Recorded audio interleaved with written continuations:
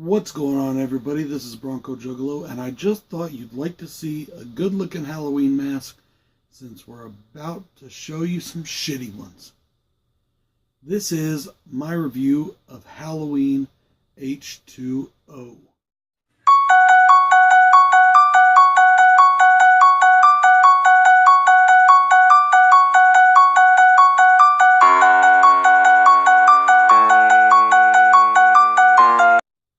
Came out in 1998 when I was a wee lad of about 16 years old.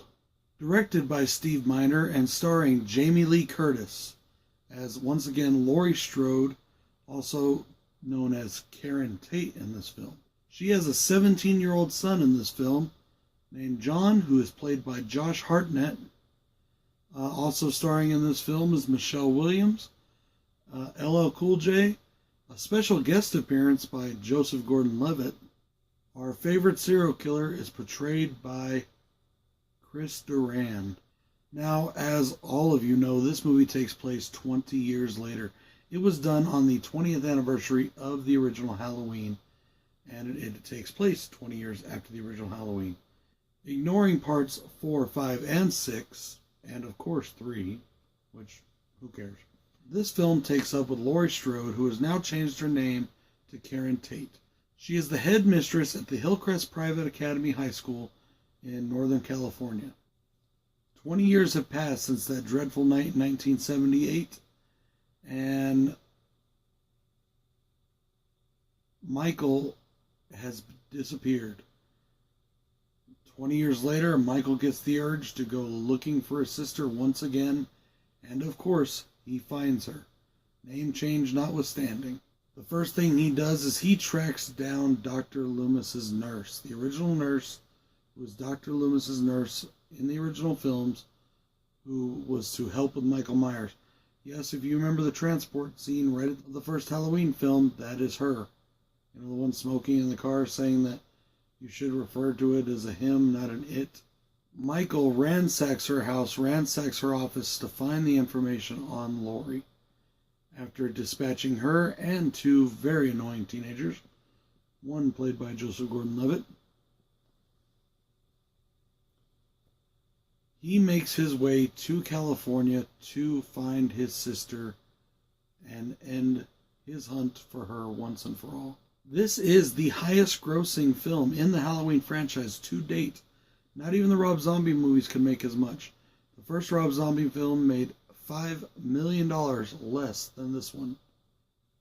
I just wanted to say that one more time. This is the highest grossing film in the franchise to date. People think I'm nuts, but I still think that this new film is going to really surprise some people. And we're going to see anywhere upwards of $600 million plus worldwide.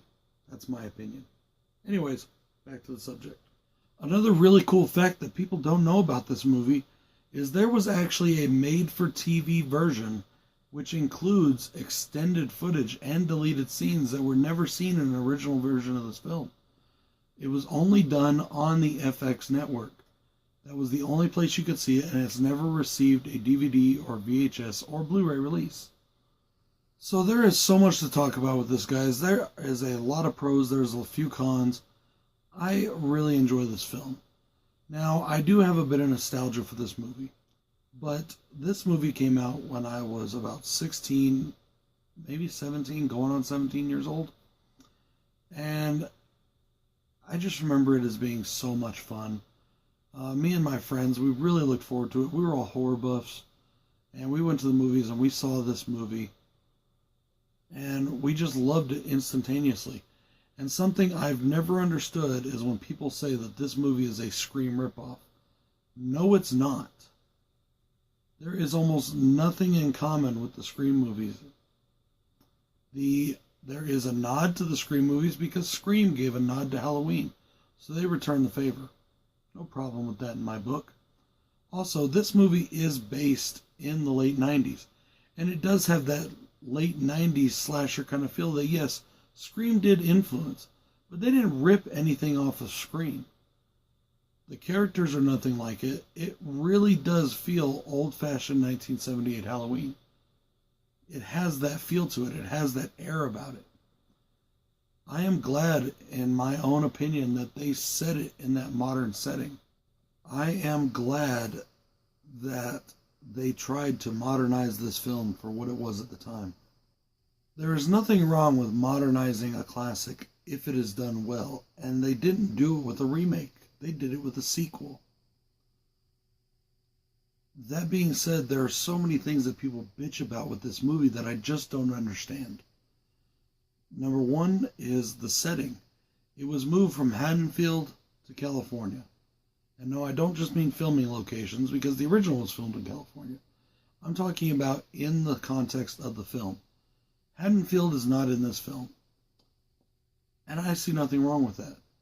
Do I like Haddonfield? Sure, of course I do. I love Haddonfield. But this was something new, it was something fresh. The school setting in beautiful upstate California is just a great take on this franchise. It adds something just a little bit extra to it. And it gives us something a little bit different. I'm not saying that they need to do every film that way, but it was nice to break up the monotony. And it is absolutely gorgeous. Look at the scenery. It's beautiful. It looks great. And everything shot in this film looks great. The cinematography is great. The camera work is great. All the angles are done well. Steve Miner does a pretty good job of directing this film, with some exceptions that we're going to get into. So that's where I'm going to start, guys. I'm going to start with my cons. And one of those cons is something that Steve Miner had a lot of influence in. And it is probably my biggest con in this film. And it's a big con for most Halloween fans, as far as I know. Now, there are a few that like it, but for the most part, diehard Halloween fans can't stand this. I'm a diehard Halloween fan. I can't stand it, but I've noticed that my opinions seem to differ than a lot of the so-called diehard fans. I actually think that I have a way of looking at things logically, or not just the way I want them to be, but I look at them in the way that they should be, or the way they're presented to me. Now, there are some things I don't like in the new film. I don't like that they're not making him and Laurie brother and sister, but whatever. I will accept it. As long as it's a good movie, I don't care. With that being said, my biggest problem with this film is the 5, yes, that's right, I said it, 5 different masks. We have the first mask, which is one of the first masks we see in the film, and it is the exact same mask as Halloween 6. It is the Halloween 6 mask, which they should have kept, seeing as how the Halloween 6 mask is probably the best looking mask in the franchise, with maybe the exception of part 1. And maybe this new one. This new one looks awesome. Then you have the quote-unquote Steve Miner mask. The Steve Miner mask is the one that you see looking through the window with the big ol' eye holes. And then you have another mask that is almost exactly like the Steve Miner mask, and it's been given the title of the Brat mask. And it's when John and his girlfriend Molly escape through the gate, and they drop the keys and they scoop them up, and then Michael is reaching through the gate with a knife, and he's doing this with a knife trying to get him. And if you look at the mask, it looks almost just like that first Stephen Miner mask, except you'll notice that the eyes are tilted just a little bit farther up, and it gives it very much like an Aliens look to it. And I don't mean alien as in the Alien franchise. I mean like, round, big-headed, old-fashioned, weird eye, oval eye aliens. That's what I'm talking about. Molly! Molly! Molly!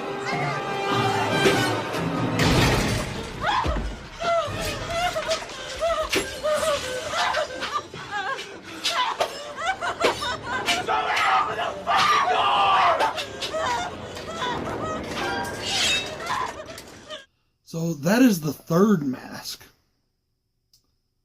The fourth mask is this, I don't even know what it is. It's this weird, thin-looking mask that has the hair going up in all different directions.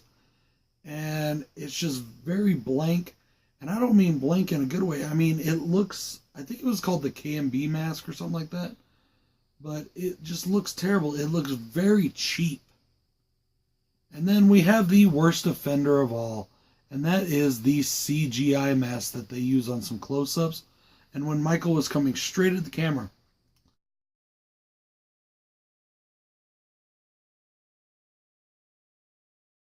but tell me this, on this CGI mask, doesn't it look like fucking Megatron? Told you so. I was watching Cody Leach's review of this earlier today, and something that he and I agree on 100%. Why is it so hard to get the mask right? Now, I guess there were some legal issues about the original mask. Okay, they still had the Halloween 6 mask. Why couldn't they have used it? What is so hard about getting this mask right? The eye holes in this one, for 2 or 3 of the masks, the eye holes are way too big.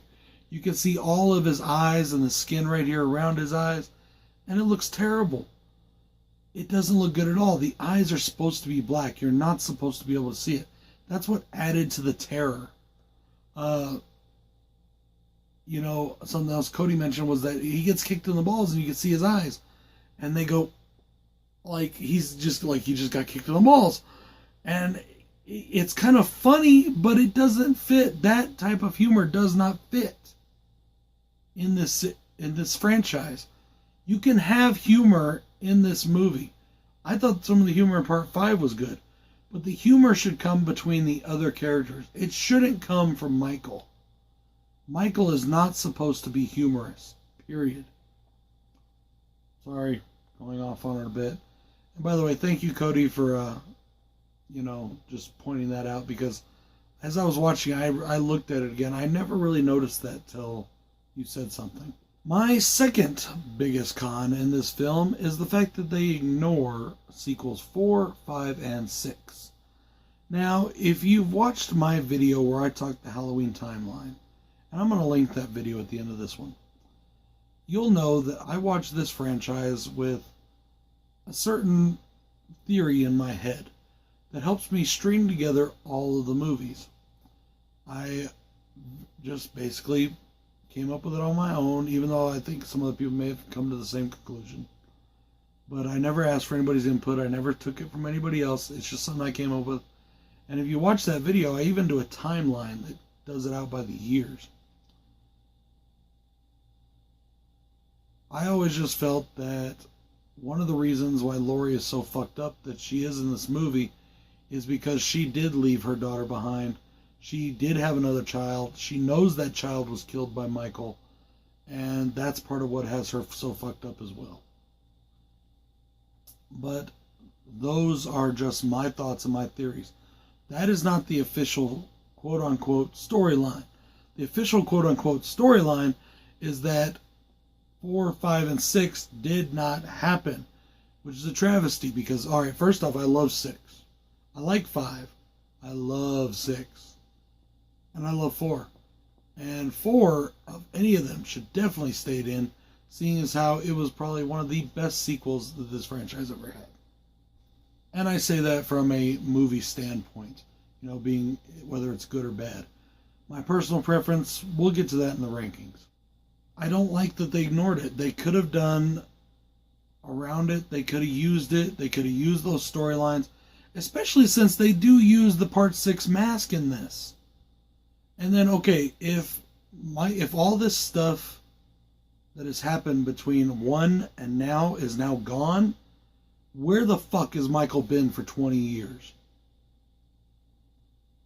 Was he chilling on a beach in Cabo? What the hell's he been doing for 20 years? That leads me to my next con. The portrayal of Michael in this film by Chris Durand is not terrible. It is not as bad as some people say it is. It's not that bad. One thing I don't like is, I'm not sure how old Chris Durand was when he did this role, but if you look at his eyes and you look at his hands, you could tell he was younger. I mean, not young, but younger. Definitely younger than probably Michael should have been. Even if we're going with the immortal Michael thing here. Michael was pretty well burned at the end of 2, and he didn't have any scars on his hands or anything. His hands were smooth as a little girl's. And, like I said, the portrayal of him is not terrible. There's a few things I didn't like, a few things I did like. And mostly it wasn't even so much his portrayal, it's the way he was shot. The way Michael was shot in the camera angles at times, it made it look like, not that he was short and fat, but basically like, yeah, that he basically, his body looked like it was scrunched in at times. My next con is the score in this film. We have the traditional Halloween theme, we have some traditional sounding music, but it just sounds really digital and it sounds weak.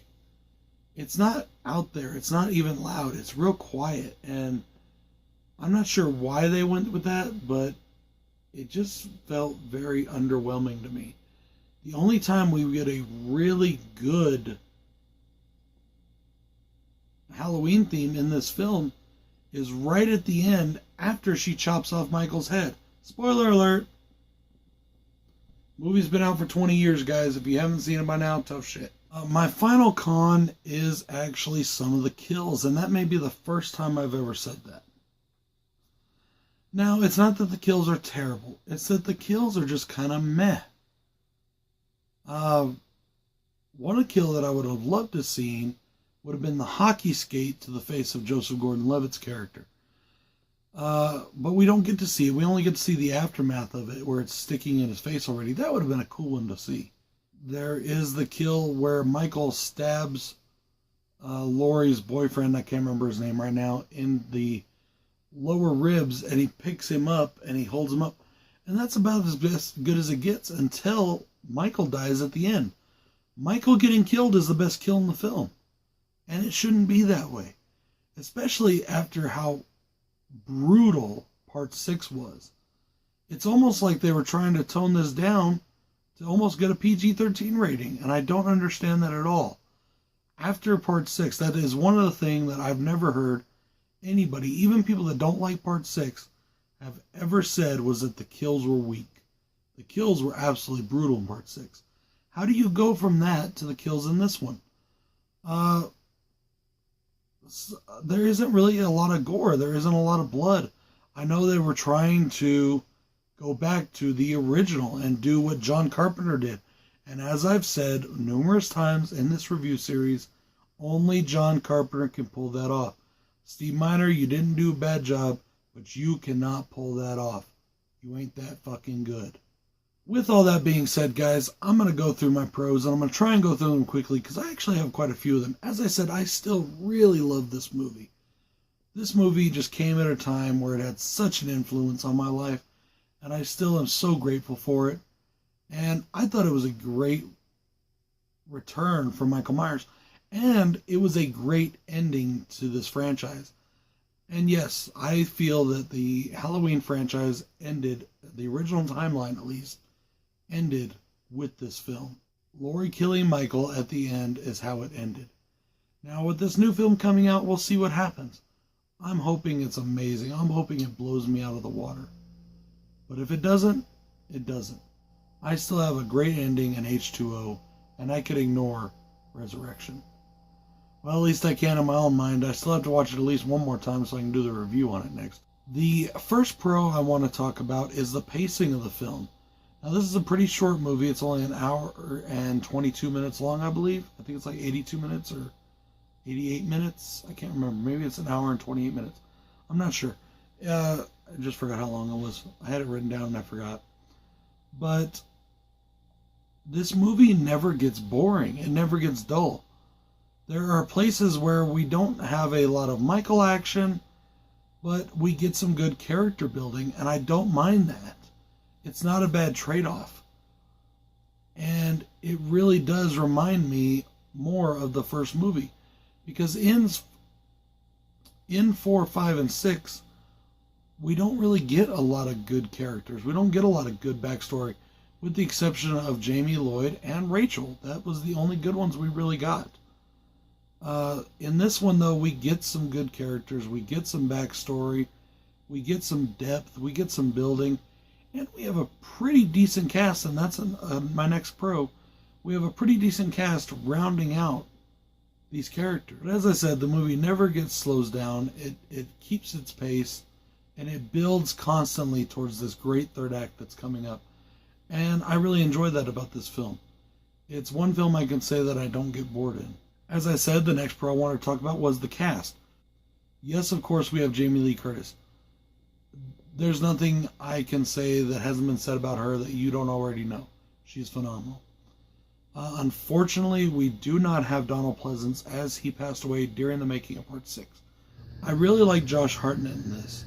I like LL Cool J. LL Cool J is one of the few good rapping actors, or actors that are rappers, or whatever you want to call it. He's one of the few good ones, and he does a good job in this film. I really love Michelle Williams' performance, especially back in that time period. Like I said, I was in high school when this came out, okay?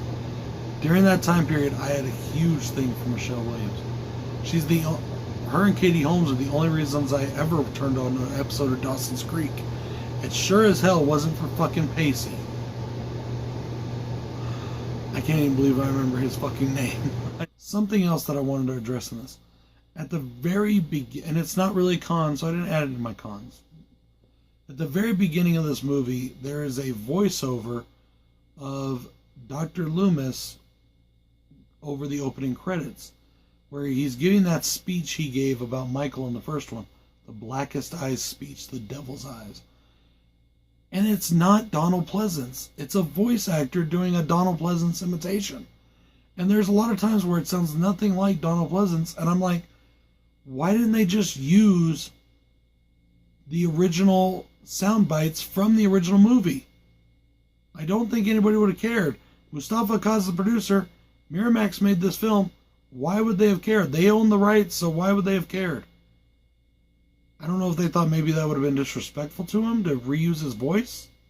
I don't know, but they should have. Another big pro for me, and this is probably a pro for a lot of horror fans, is all the salutes to Alfred Hitchcock's Psycho. For those of you that do not know, that have been living under a rock for the last 20 years, Janet Leigh is Jamie Lee Curtis's mother. And she is in this movie as Jamie Lee Curtis's secretary. Not only is she in this movie, but she drives the exact same car as in the movie Psycho that she played in. She starred in the movie Psycho. She now drives the exact same car that she drove in the movie Psycho when she is leaving the school after talking to Jamie Lee Curtis. And then she throws in that tidbit about, can I be maternal for a second? Because she is Jamie Lee Curtis's mother. If you don't see where I'm going with this, watch the movie again and take your head out of the sand. I talked a little bit about the 90s feel of this movie, and it is a pro for me. I really like that. I like that it was updated. I do not feel that this movie is a ripoff in any way of Scream. Does it take some nods from Scream and some of the things they did? Yes, it does. And why shouldn't it? Scream was the most successful horror movie of that time period. Why wouldn't they take some hints from that? I just don't get why people have an issue with that. My next pro is the story. I do love this story. Now, I think they could have added on to it to keep those other sequels alive, but all in all, I like the story here. I like that we have Jamie Lee Curtis, who is a quote-unquote functioning alcoholic, who's having nightmares continuously for the last 20 years, who is so overprotective of her son that he is just about ready to kill his mother, figuratively speaking. I already spoke on this a little bit, so I'm not going to really go into it too much. I thought the school was a beautiful setting. It looks gorgeous. I absolutely like it. So it's a pro. Another big pro for me here is the character of Laurie. I like what they did with her. I like that she is struggling with who she is. I like that this thing has traumatized her for 20 years. And then I like that in the third act, she finally decides enough is enough. Now, Laurie's always been a bit of a fighter, but in those, she was fighting to survive. All the other times she's fought just to get away. Now, she's fighting to stop this. I love those changes in her. I love the changes in her in the film, and I love how it's affected her over the last 20 years. I love the story arc that we get just in this movie with Laurie Strode. We had a good story arc with her in 1 and 2, and now we have another one in H20. And I'm hoping we'll get yet another one in Halloween 40, Halloween 2018, or just Halloween, or whatever the fuck you want to call it. I'm sorry, it's really fucking confusing that there's now going to be 3 movies with just the title Halloween. I love the third act of this film. And for me, the third act really starts with that scene in the doorway with the window. And I always call it the porthole because it's kind of what it looks like. It's a round window in the doorway, and it's where Michael and Laurie come face to face for the first time in 20 years. She slams the door shut, looks out the window, and there's Michael right there. And it's just amazing. That scene gives me chills. And there's still a bad part in that scene because you can see his fucking eyes so clearly because those eye holes are too fucking big.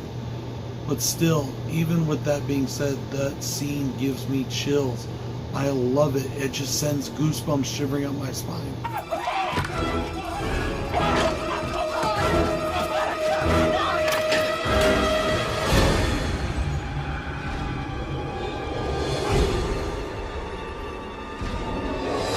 I love the scene where Laurie gets the axe and walks up the hill.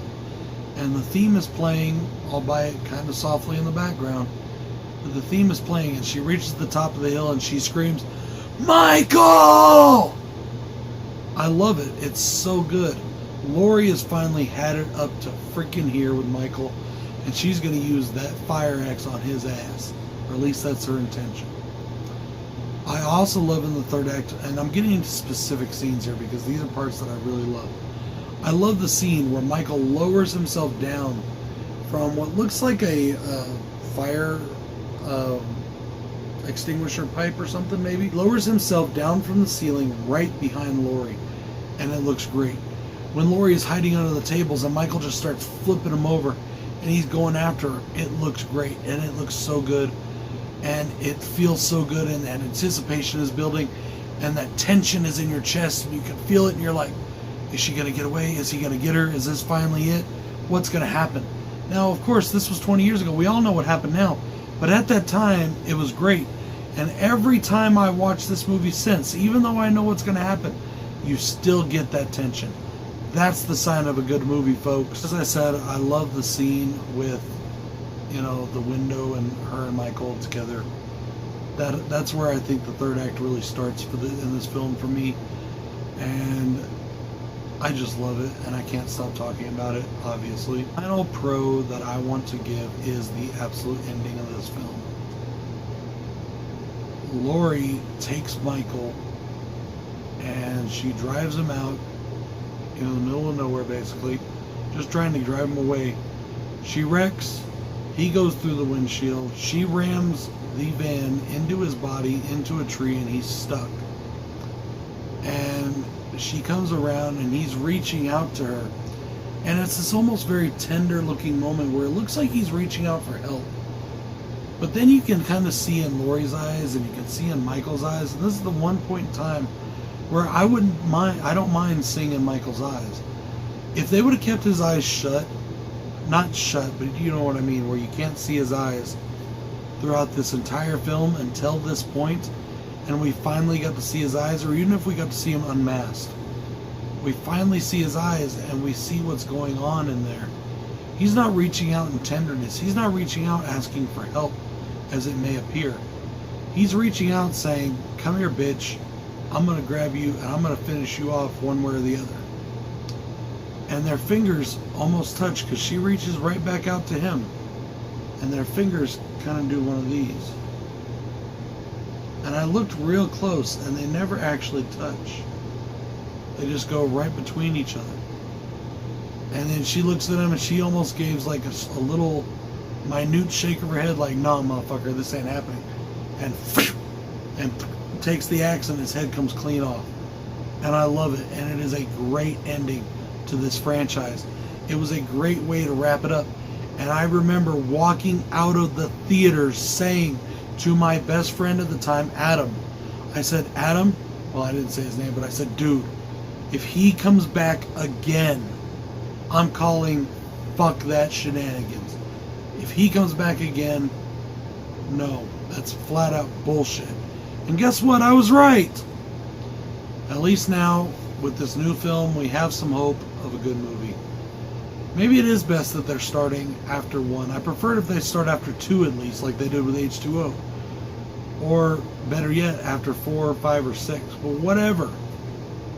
Hopefully now we'll get a great return to form for Michael Myers and for Laurie Strode. But with that being said, even if this movie that is coming out is great, I will always love H20, and I will always think that it is a perfect capping to this franchise. So that being said, guys, this is BroncoJuggalo saying that I was hoping to have this entire franchise done before the new movie. Not sure if that's going to happen, but maybe in a way it's poetic justice. I'm definitely going to have this review up. I may have Resurrection up before I go see the movie on Saturday. Then I will be giving you a reaction from the theater right after the movie without any spoilers, at least if I can, or as well as I can. And then I will try to get up a full spoiler review for you as well. I'm not going to be sitting there in the theater taking notes, so it probably won't be as in-depth as some of my others. But when it comes out on DVD, maybe I'll do a remake review. You know, Drum Drums calls them his revisited reviews. I call them my remake reviews. I don't know if you noticed, but I did that with the Freddy vs. Jason. I called it the remake. And maybe I'll do it that way. I don't know yet. We'll just see what happens. In the meantime, though, guys, H20 is there. If you want to watch a good Michael Myers film, H20 is a good one. Part 6 is a good one. I love this whole franchise. They're all good, with the exception of 3, Resurrection, and the 2 Rob Zombie films. Other than that, take your pick. This is BroncoJuggalo saying peace.